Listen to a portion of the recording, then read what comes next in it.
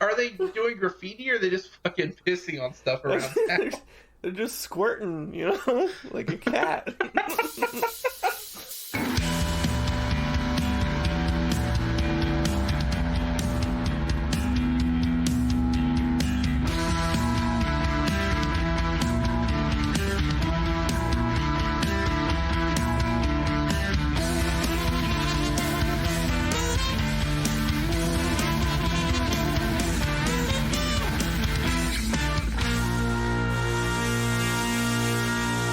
Honey, we're home.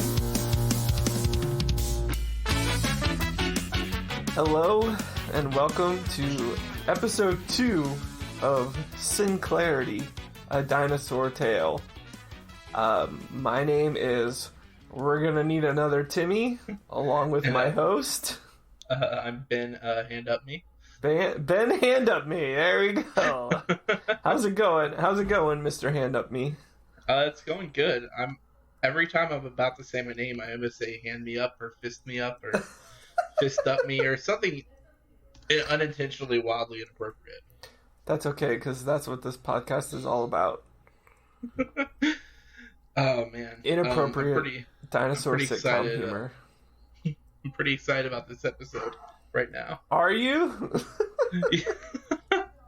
It's got a little bit of homophobia, a little bit of racism, a lot of sexism. Yeah, I don't know whether or not you picked up the little bit of racist points in it, but that's what I'm here for. There's some race issues. There is a lot. There are like these subtle homophobia jokes and stuff like that. And this episode, I guess, is just called the mating dance, and it is the second episode of season 1. So we're chugging along here, Ben. Yeah, I'm starting to fall in love with the series. Yeah. I think earlier you sent me in just text saying that this episode wasn't as funny.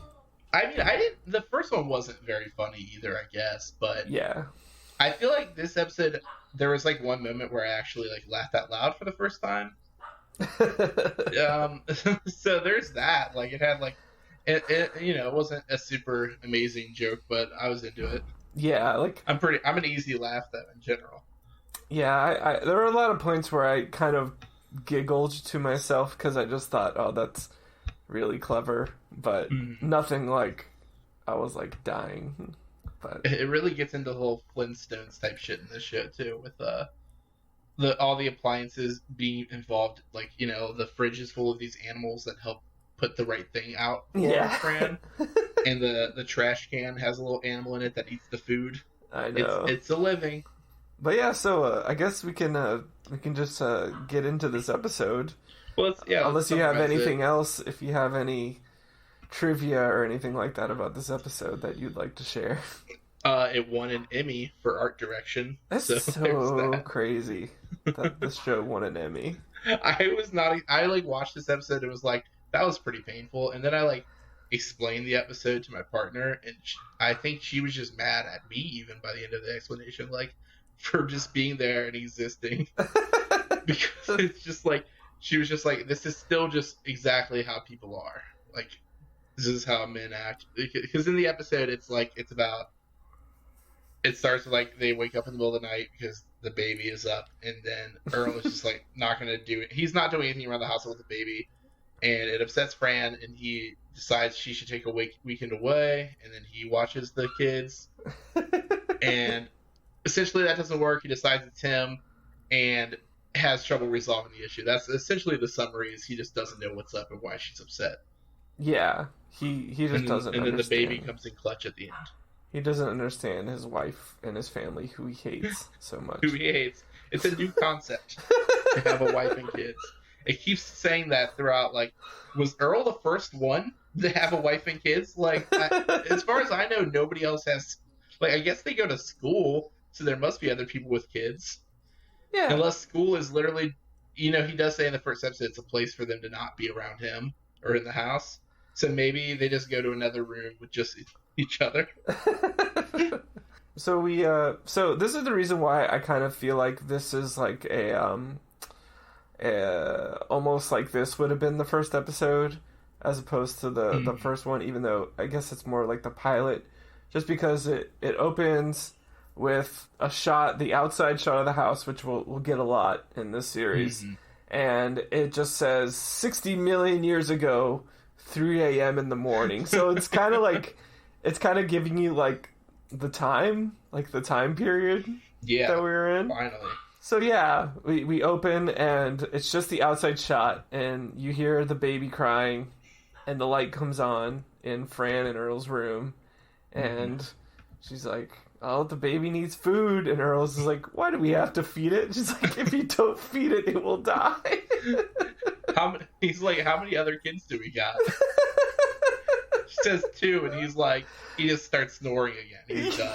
Yeah. And while this annoying baby just starts shouting, "I'm whining, that means I'm up." Oh my god, he's so irritating. This whole scene, like, it's a real thing. Babies waking parents up in the night, but this baby is just like, he's like, "I have no concept of time. Wide awake, let's dance." That was my favorite line in the show. No concept of time. This baby is on stimulants. Like, there's no other. Yeah, and I think that line is very relevant to our current state right now. Oh yeah, everyone's that comes up quarantine. A couple times in this episode, for real. Yeah, like, no one really... Well, I know what day it is because I still have to work. But... Yeah, I still have to work as well. But I sympathize with the memes about nobody knowing what fucking day of the week it is anymore. So yeah, Fran is trying to get this baby to fall asleep. She goes into the fridge. We see all the animals living in the fridge, and they hand her... I didn't get to see the only thing on the label for the bottle is I just see 100% meat on it. That's it. It's 100% meat. It's literally just one critter inside the bottle that he slurps down. I know. Whole. Which, again, this is Emmy worthy. The way they got to, like, the way they filmed this, where he just sucks it all up. Yeah. Like, I guess, like, while watching it, I'm just like, this is all real. I don't even think about the puppeteers for some reason, because I'm just dense, I guess. Like, I'm just kind of like, these are bad-looking puppets, but really it is kind of like, it's pretty impressive, because I guess I'm just so used to newer technology and the way we do editing now. I know, but it was so cool just seeing her carry around this puppet, and it was still moving. Yeah, and it was talking. They use motors and stuff for their faces. Yeah, and like he like pretends to sleep at one point, and she's like, "I don't believe you." I don't blame you. I'm like, that's such a weird thing. Is like, I guess it's really just trying to like vocalize what's actually happening and making it more blatant. Yeah. Like, yeah, there's times where you think you got the baby to sleep, and then like a minute later it's still up, and that's. But this baby is so fucking blunt. Yeah, and he's so annoying. So basically, Fran ends up staying all night with this baby. Mm-hmm. And then he finally falls asleep. And as soon as he falls asleep, Robbie's up in the morning. Everyone's waking up and demanding breakfast from Fran. Oh, yeah. Well, he has, like, a speech about breakfast. And at the beginning of it, she interprets it as, like, oh, he wants breakfast. And then it concludes with him saying, but I don't have time today. Yeah. She's holding cereal in her hands, and he just leaves. Yeah, and then Charlene comes in, and she's like, I don't want breakfast. She doesn't want cereal. Yeah, she wants a waffle with an animal in it. Yeah, so she pulls out something from the freezer. This is waffle meat, or meat waffle. And she puts it in the fucking like waffle press, and then before with the cereal. Yeah, before she's even done, Charlene just leaves for school. Oh yeah, she says her friends show up and her crush Bruno's in the car, so she's asked her mom how she looks, and her mom can barely tell who she's looking at. She's just like, Charlene? Yeah. She's like out of it. Like, this mom is so tired. Yeah, she stayed up all night with this annoying baby.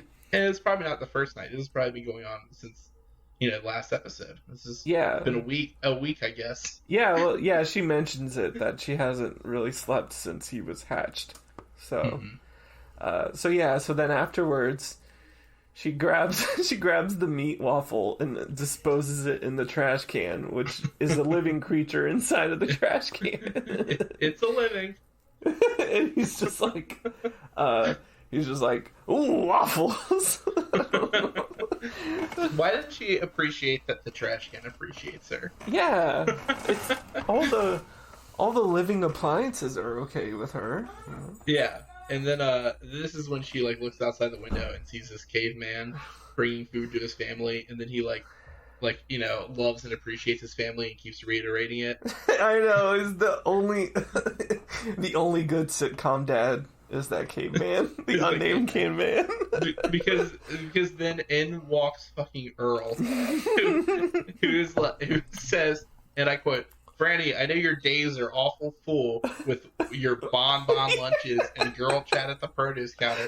Can you please take a minute to put a button on that shirt I've been asking about since last night?" Since last night. It's so great. I love Earl in this episode just because the way they write for him is just amazing. He's such a piece of shit. But it's just like, he never realized, like, I don't think, he's not supposed to, it's written that way, but just the way he says things, it's just, he's such a dimwit. Your bonbon lunches. Yeah, and then he's like, all right, well, you know what, Fran? I'll just go to work. I'll hit an antelope on their way to work. And Eat some of it. Yeah. So we have established in this show that 60 million years ago, from 1994, there were small mammals, humans, and now antelope living amongst the dinosaurs. And what does he mean run over? Like walking? Oh, okay, so... Okay, I mean, there are cars in this universe, though. Oh, are there? I haven't seen them yet. Well, you heard it when Charlene left. Remember? You're right, I'm a liar. Yeah. You made a liar of me. And in later episodes, we see Earl's car. So, oh, okay. They do have cars. It's gotta be a big fucking car. Yeah. Do they, like, Flintstone run these cars down the road? No, it's just like a regular car. Does it run off their ancestors? I don't. Because of fossil fuels? That I cannot answer. But let's go ahead and say yes. It runs off of people bones. While Fran is talking to her horrible husband, she mentions that she's a drudge. And she's like, This is like a word they keep using over and over again. Did you look up this word? You know what? I thought about it, but I didn't look it up. I kind of was assuming that it isn't a commonplace word used, like they were just using it for this episode. I'm going to look up what that word means right now. I did. It's a person who does tedious, menial, or unpleasant work. Like the Drudge Report. Yeah, I was going to say, I guess that explains Drudge Report. But, yeah, and she's pretty reasonably upset. She tells him that he's being too loud. He's gonna wake the baby, and he's getting kind of defensive. And his best line is to be like, "I love you." Like that's all he knows to do at this point. Yeah, and thankfully Roy walks in at least. Yeah, to see her kind of cornering him with a knife. I don't think she's intending to be cornering him with a knife, but she has a knife in her hand and she's kind of frantic and like he's worried. Yeah, and it looks bad to Roy. Yet no one he doesn't try to intervene or anything like that. Oh no, he's just like, I'm out of here. Which I support. Like Earl might need stabbed a little bit. I don't know. Yeah. So then we come to the work site at We Say So, and Earl and Roy are sitting down at work and trying to figure out like what's going on. Like Earl has no clue. He's just like, she's mad about something. I don't know what.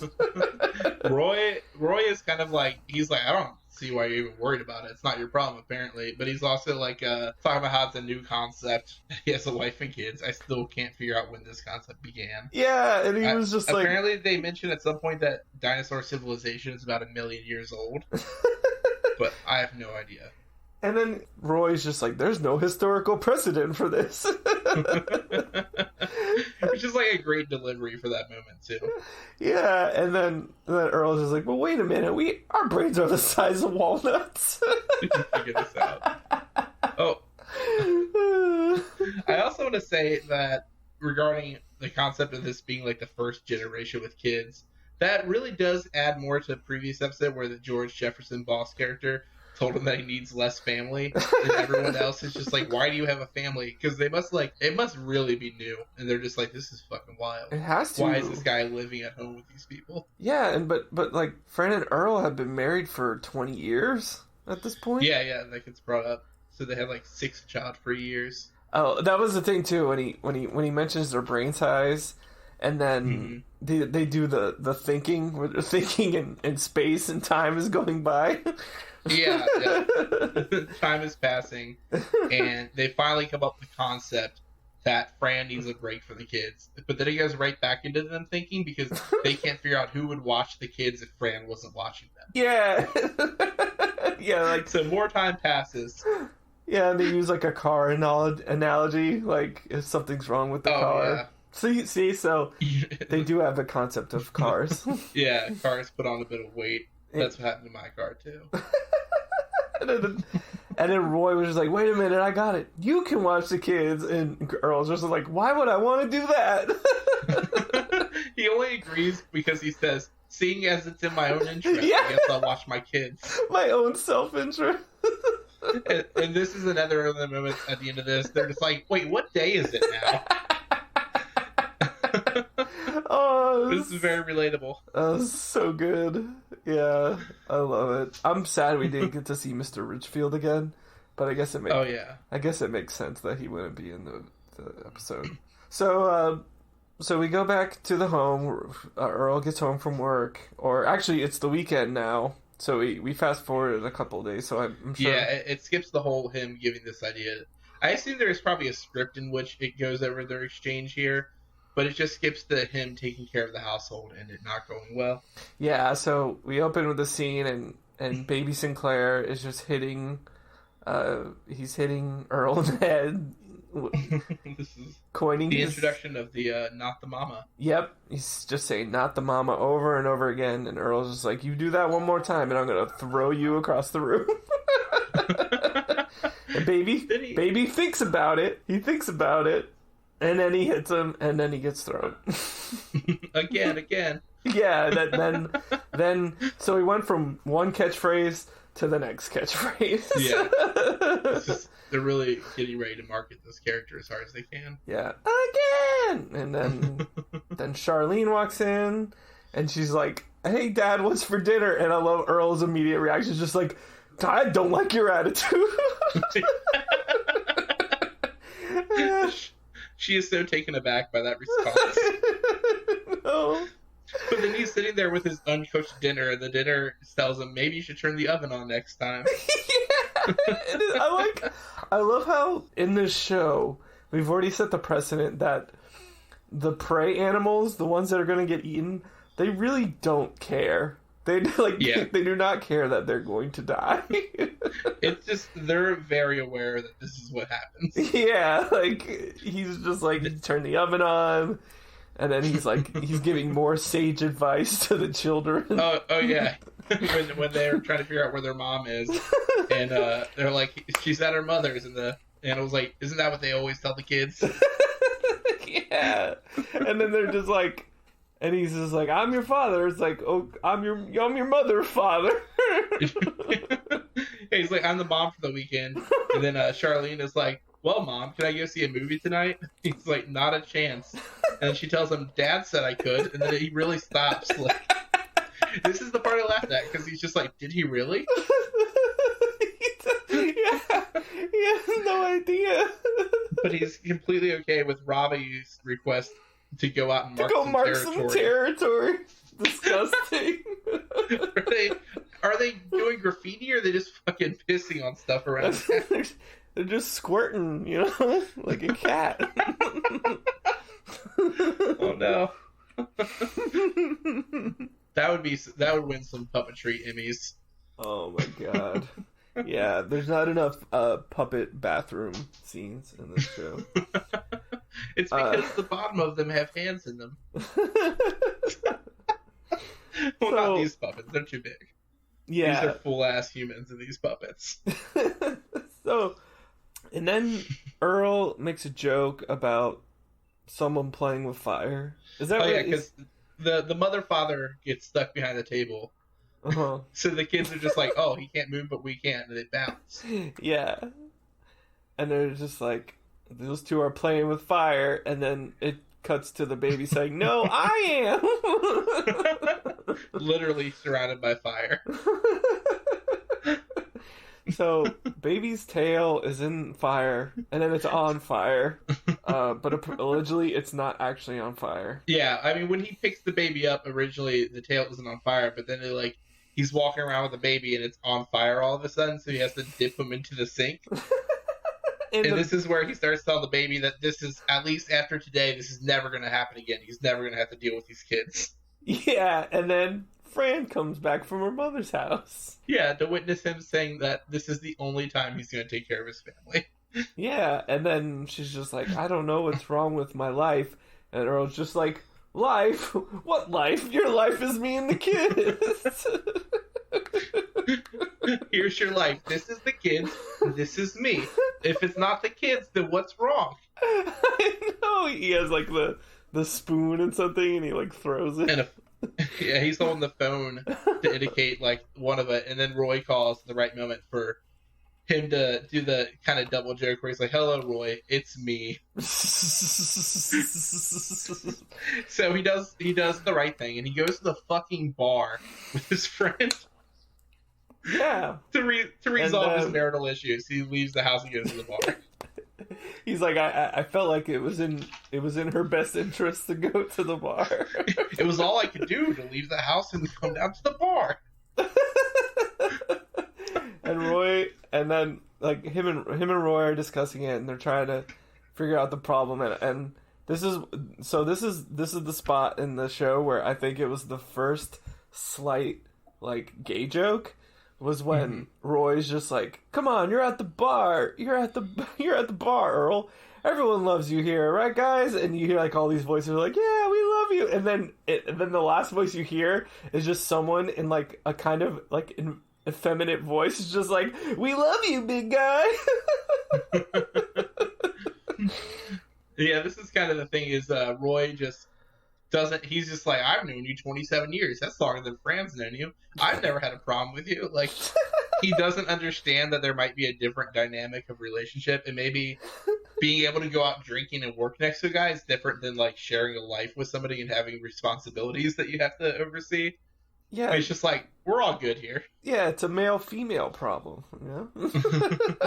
He's like, yeah, and he's asking if he's like, been on top of that situation, if the fucking is right. And he's like, I said I love you to her this morning. He's like, was it sincere? He's like, oh, it was a defense mechanism. She had a knife. I know. Roy I'm glad that you picked Roy as your potential favorite character, because he's so pure and innocent. He still reminds me of the dinosaur from Toy Story. That has not left my brain. Yeah.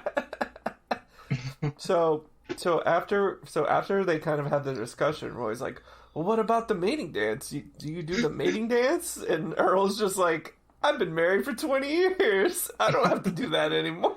He's like, she's already in my house. I don't have to do it.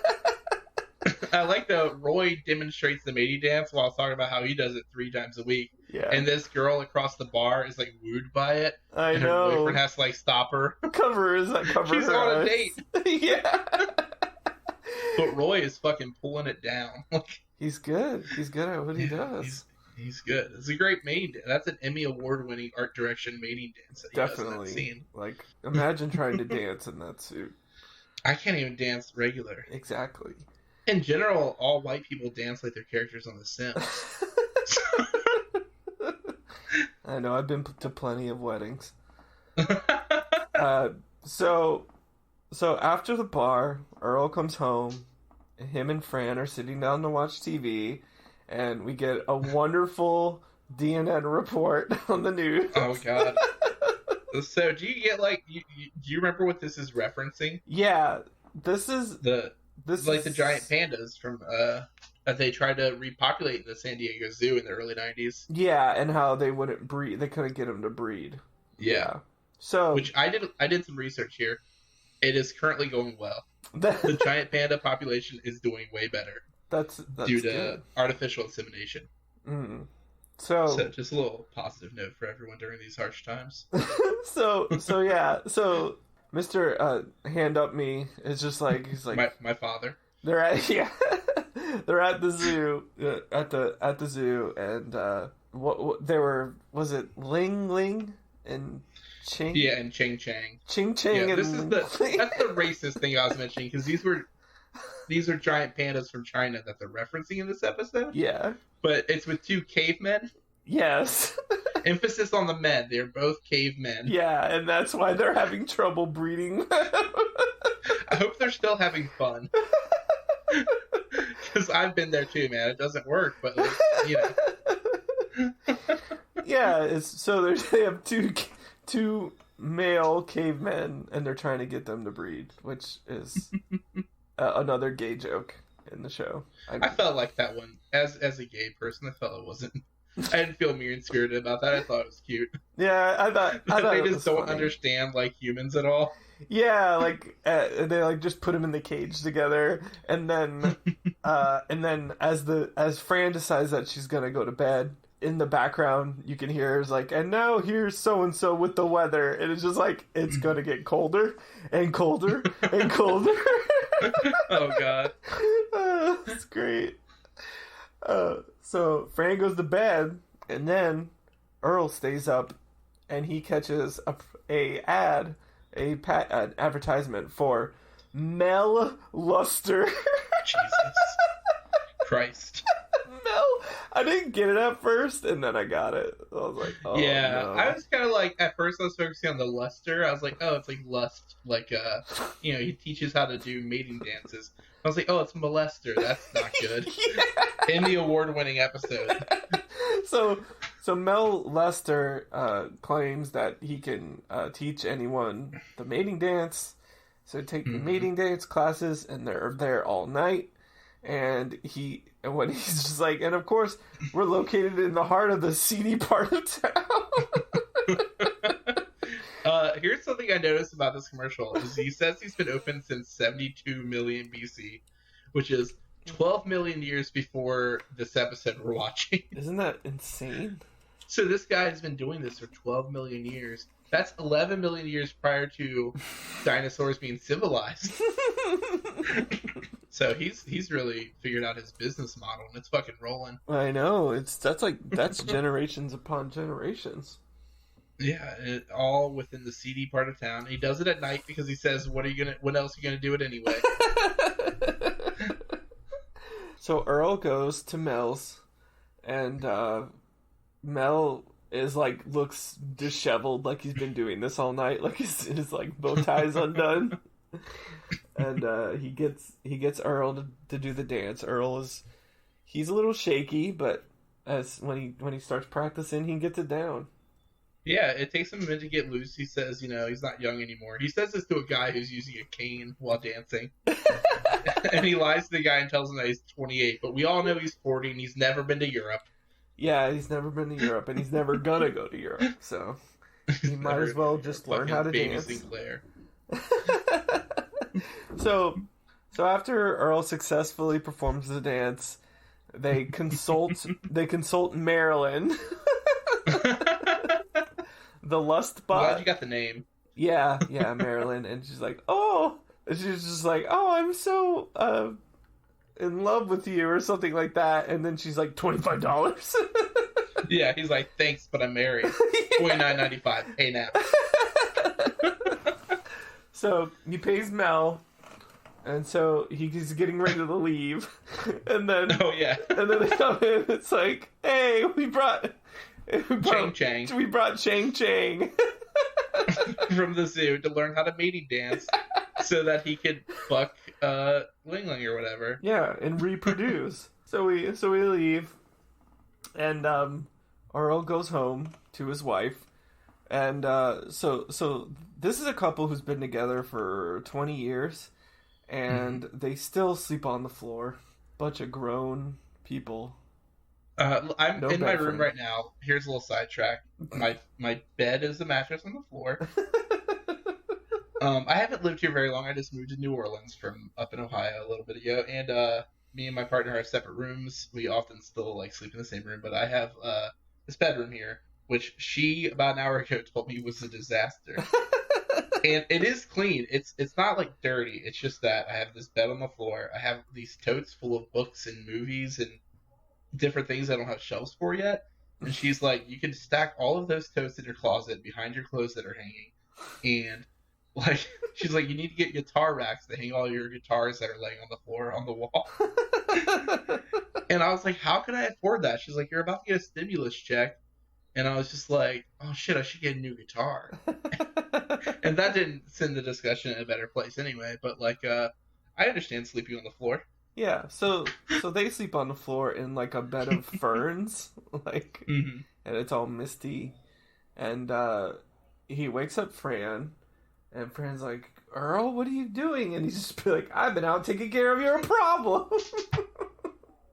God, this is some shit that I would have done though. Like, it's so dumb, but I get so confused about things sometimes that I would have been like, you know what? I'll go out and get dance lessons in the middle of the night. That will fix everything. Yeah, and so he proceeds to do the dance, and Fran just falls asleep. Yeah, it's not what she's looking for, homie. Like, why are you doing this to her? Yeah, it's zero effect on her at all. So after that, he starts hearing the baby cry again, that he's up. And so he goes downstairs, and he actually steps up and he's a father. Yeah, like when Fran almost wakes up to go take care of the baby, and he's like, I got this, and she just looks fucking bewildered. And he goes and he does like the mating dance in front of the baby. Yeah. It's a little bit different, but it causes the baby to fall asleep. Which is weird. Yeah. Well, yeah, Fran walks in, and she's like, you put the baby to sleep with the mating dance? He's like, no, that was a baby dance. It was different. And she's like, well, I loved it. He's like, what was wrong with the one I did upstairs? She's like, I loved that one 20 years ago. I like this dance now. The one where you got out of bed in the middle of the night and helped me. Yeah, because that's, he actually did something, He did something. The concept of him helping her, it's his fucking baby too. Like, it's so annoying that he's just like, he sees this as him doing something he shouldn't be doing to help out. And she's like, this resolves it for her. She's just like, oh, he's so great. He helped once and will never again because there isn't going to be character development. Yeah.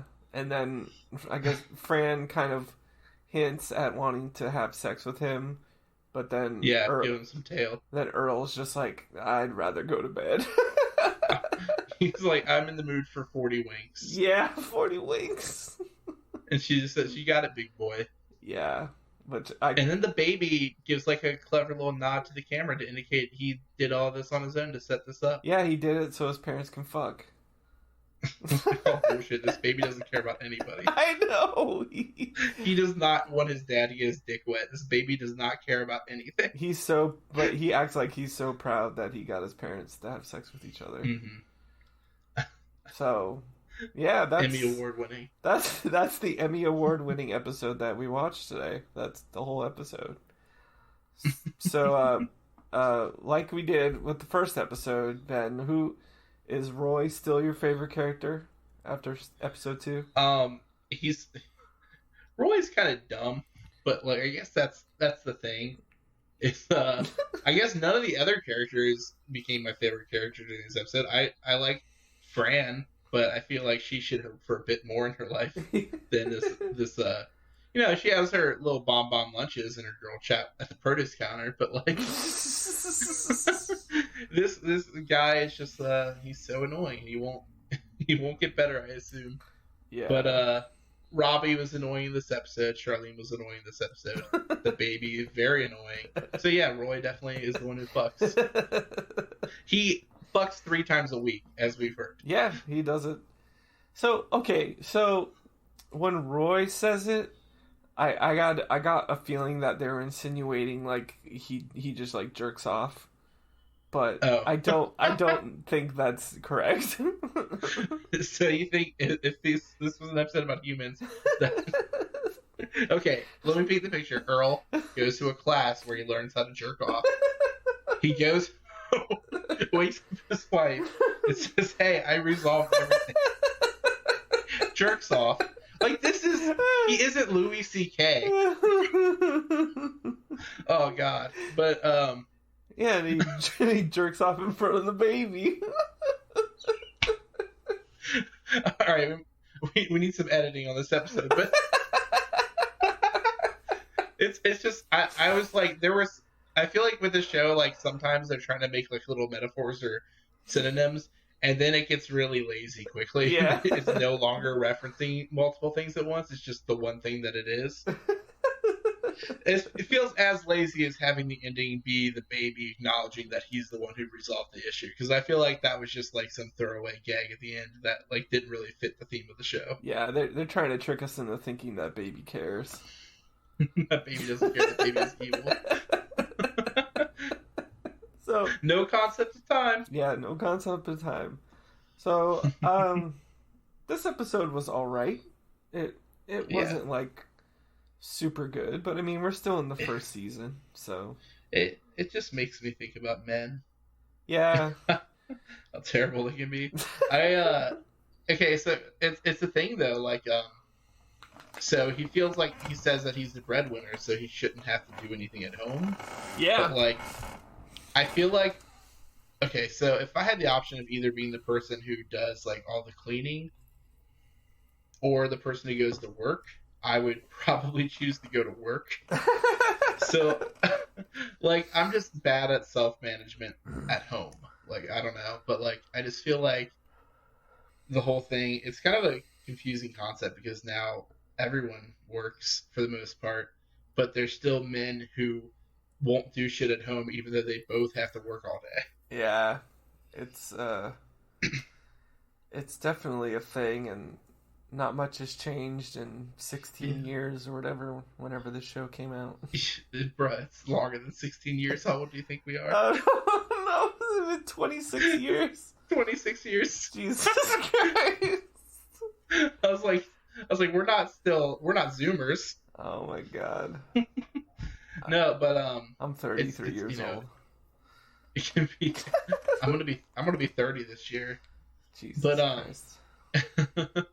I don't know. I just think it's just about the fact that it's like, okay, so maybe if you're trying to split up things like you work this amount of time versus housework that amount of time, that doesn't extend to kids though. Like they're still your children and you're raising them together and like should be doing the equal amount of shit. Yes. And he treats it like he's a babysitter, and that's so annoying. You hear dudes all the time be like, "Oh, I gotta babysit the kids tonight." It's like they're your kids. Like, why are you like this? Well, maybe everyone should go back and watch this show and realize the way that they treat the people that they so-called love and care about. Mm-hmm. You know. Good luck going back and watching a show that is not currently on any streaming services, though. But you can find it legally, just like us. Anywhere on the internet. So, any other final thoughts on this episode? No. It was decent. Like you said, there were some like laugh out loud moments, but nothing too crazy. Decent. It won a fucking Emmy. Yeah, it won an Emmy for the puppetry. Quality. The puppetry was amazing in this episode. Well I'm not going to downplay that. Okay, before we leave, I'm going to read this review that I've already read to Tim.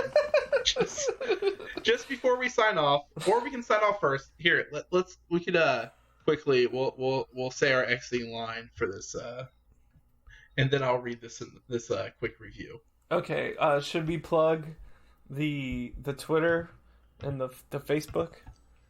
Oh yeah. You can find us at twitter.com/Sinclairity2. And then also on Facebook, we have a Facebook group. It's just called Sinclairity, a Dinosaur Tale. You should be able to find it by just looking that up. So yeah. Yeah, and I hope you enjoy your extinction. Yes. This has been Sinclairity, a Dinosaur's Tale. Yes, and now Ben Handupme will read a riveting review of this very episode. All right, let me get through this. This review is titled Fran's Nervous Breakdown, 4 exclamation points. Earl Sinclair, as all Americans men, want a reasonable breakfast. However, Fran has a nervous breakdown at morning. Earl, after some plea, run away, afraid, be hurt from some cooking device.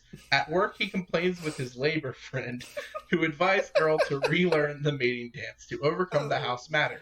He did, and goes home hoping changing the Fran's humor. Somehow nothing happens. Then Earl, after being disappointed over such futile effort, he decides to take a look at the baby. Unexpected happened, Fran appears, now accepting Earl's offering, who suggests sleep instead of first proposition. The second episode is quite interesting, over husband-wife relationship and their usual problems to keeping the family. 7.5 out of 10 stars. And with that, folks, we'll talk to you next time. What is our upcoming episode? The next episode? Yeah. That will be called Hurling Day, which is the one apparently where we learned that dinosaur civilization has been going for 1 million years. Oh my god, Hurling Day, I cannot wait for this. We get a new character, Ben.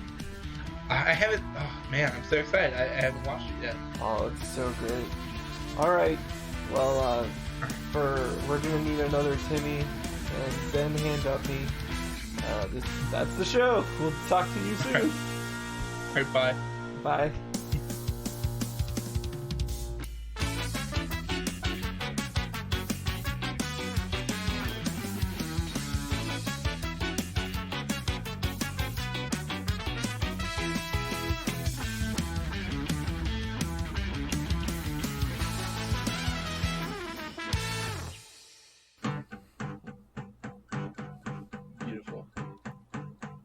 Hey, thanks to Cartoon Network for writing the theme song.